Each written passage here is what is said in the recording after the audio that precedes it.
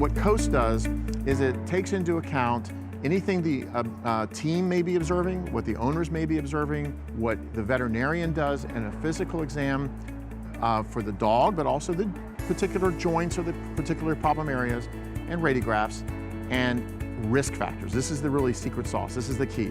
So it's age, it's body conformation score, so overweight or not, activity levels. So you can imagine like agility dogs, which are completely hyperextend their carpi and enormous amount of stress on those tissues. It takes into account breed dispositions and things like that. So, or conformation problems, so chondrodysplasia as an example. And it puts all that into the hopper. And when you come out of the other side of COAST, you have a stage. And maybe it's moderate if they're symptomatic, of course, but it could be that you still end up diagnosed as a stage 1 OA without them being symptomatic. And that's really the key because of the risk factors that are kind of put into the calculus of it. And if you have a stage 1 OA, that's what can be communicated to a client. Your dog is already I put in air quotes, stage 1 OA, and here's what we can do now.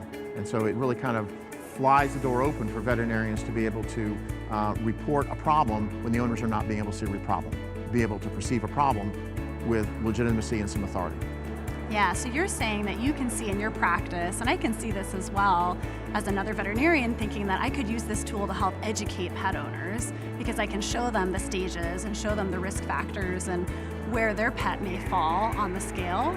Whereas before, we were left with just sort of talking about it in general terms. Right. Yeah, but we didn't have this common language and standardized staging system. Right. Precisely. Yeah. That's what kind of was saying. You kind of report it back to the owner with some authority, right? You've got this scale and the staging tool.